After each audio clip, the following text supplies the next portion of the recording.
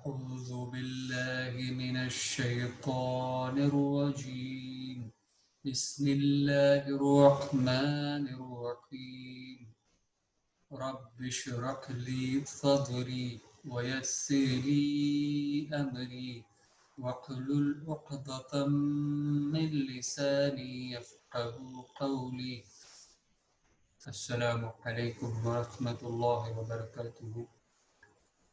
My dear friends, today we are going to study about the endings of Arabic nouns. Arabic nouns in their original form are always in the state of rafa, means they are in nominative case. They are always marfu. In simple terms, we can say that they always have tanween with dhammah on them.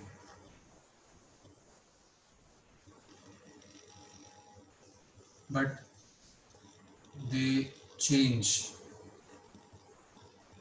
in different situations.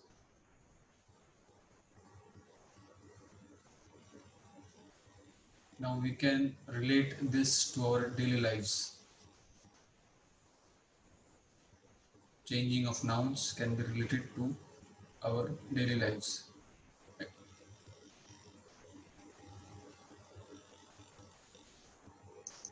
If we take an example of changing of our clothes, we don't wear the same type of cloth at every occasion. For home, we have different clothes. For sleeping at night, we have different types of clothes.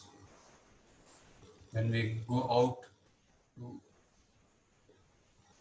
uh, to any public place, for example, bank or any office, then at that time we wear different types of clothes, or maybe sometimes uniforms. When we attend any formal function, then we dress accordingly.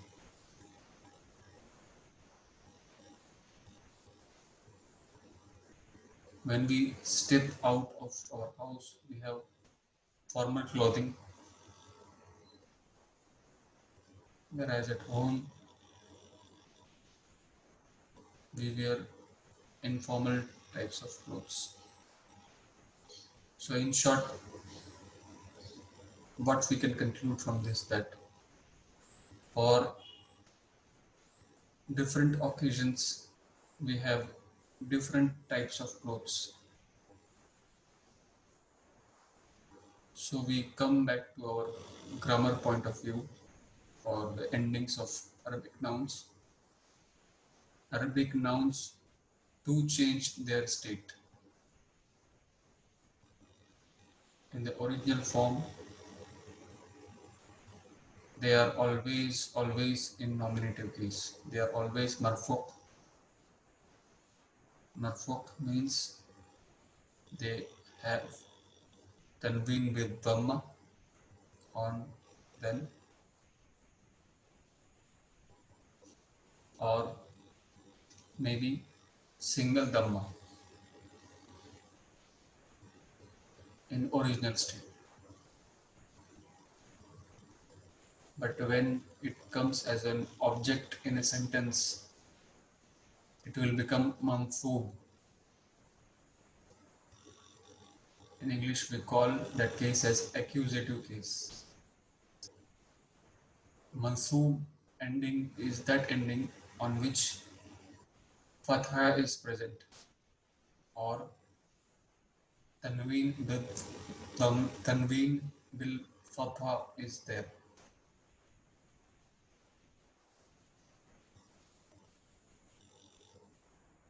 It it can change further.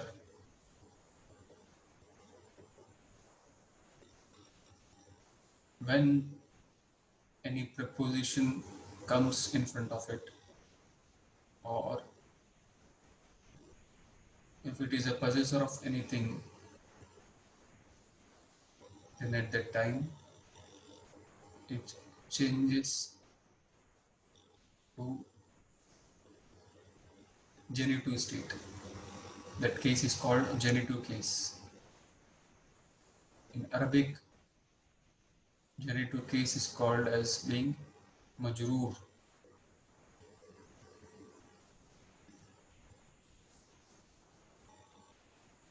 Majrour state of Arabic nouns is that state in which Arabic nouns have tanween bil kasra on them or single kasra.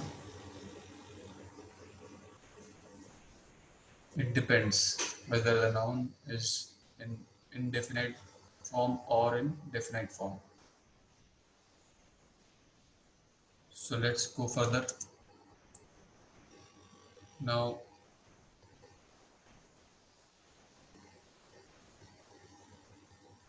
noun can have dhamma in two forms, either two dhammas or single dhamma.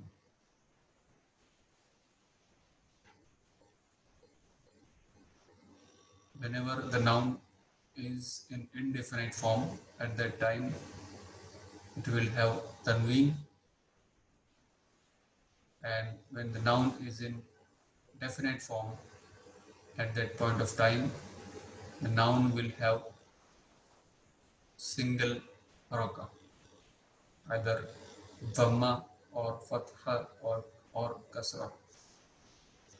If we discuss about dhamma, here are some examples. Al-qalamu qalamun Muhammadun al-bintu baytun.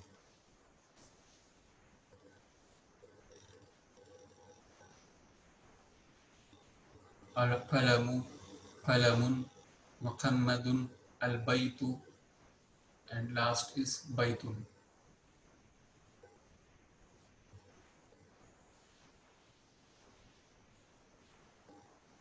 These are the nouns with tanween with dhamma or single dhamma. All these nouns here are in nominative case. They are in marfu form, rafat state. Let's come to fatha. Examples are al-qalama, al-qalama, qalaman, Muhammadan, al-bayta, baytan. Here we can say that noun either has single fatha or double fatha, means tanween bil fatha on them.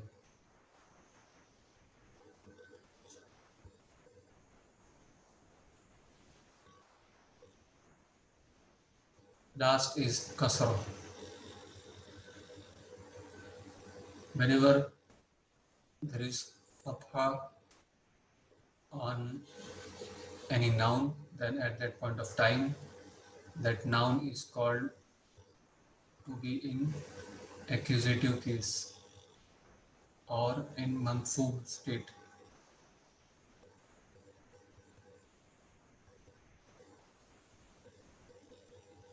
For kasra, whenever there is kasra on any noun, at that point of time that noun is in genitive case. In Arabic we call it as majrour state.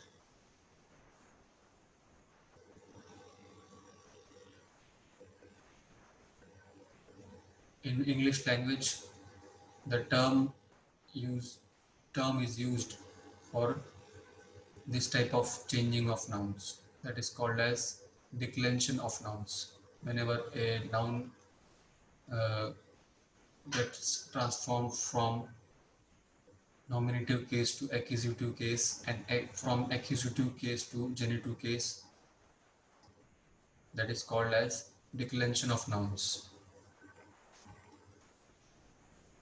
In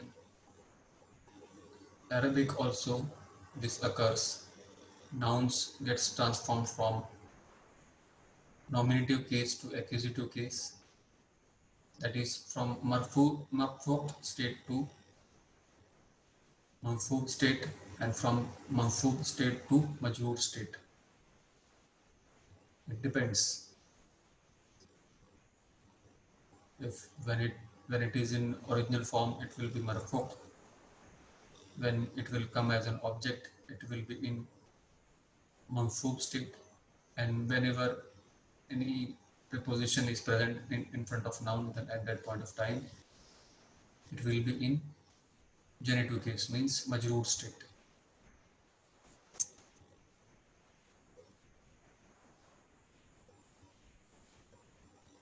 Here are some examples what we discussed earlier. Here are some examples of all these cases. When the last letter of a noun has a dhammah, then that noun is said to be in marfu state. That state in English is called as nominative case. Now here are examples. First is ذهب محمد إلى السوق. So here dal of Muhammad as tanween because it is in its original state.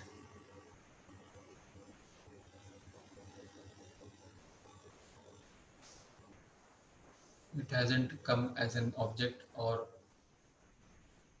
preposition is not present in front of it. There may be several other reasons for a noun to have mansoub state or majroor state. Next example is Zaidun talibun mujtahidun. Here the nouns and the quality after that has tanween with dhammah. As said, as said earlier that these are in original forms. Fatimatu bintun jamilatun.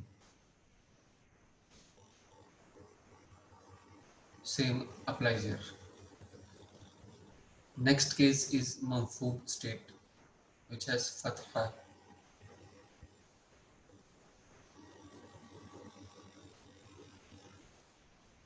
Examples are Ra'aytu Muhammadan bis-suq. Now here noun has come as an object. So the last letter of noun will take either fatha or tanween bil fatha.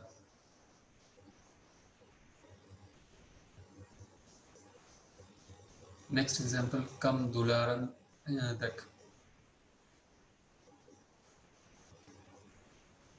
Here the last letter of noun has tanween bil fatha. Ashhadu anna Muhammadan abduhu wa rasuluhu. Same applies here. Last letter has tanween bil fatha on it.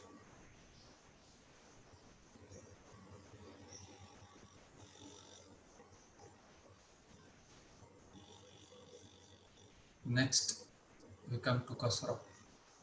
Whenever there is kasra on any noun, then that noun is called to be in majroor state, in genitive case.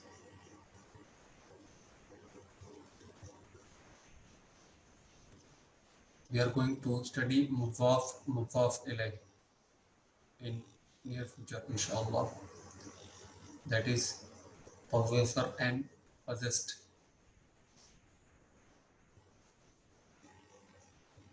possessor and possessed.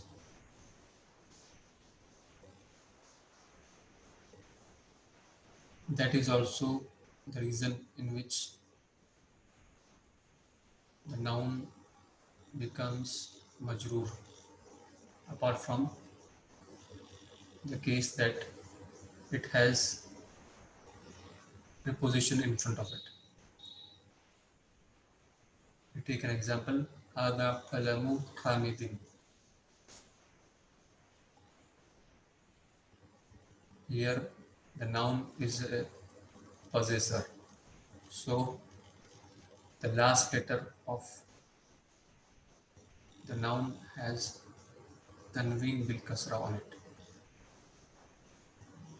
Next example is al-kitabu al-maktab.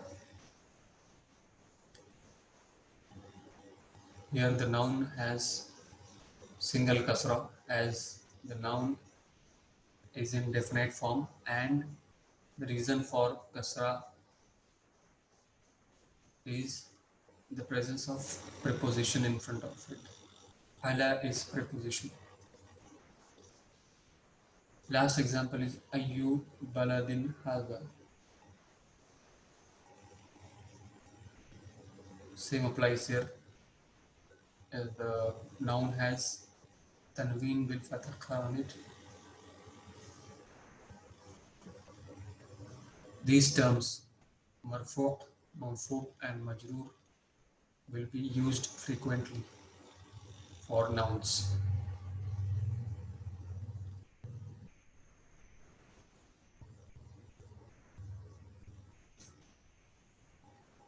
Hope you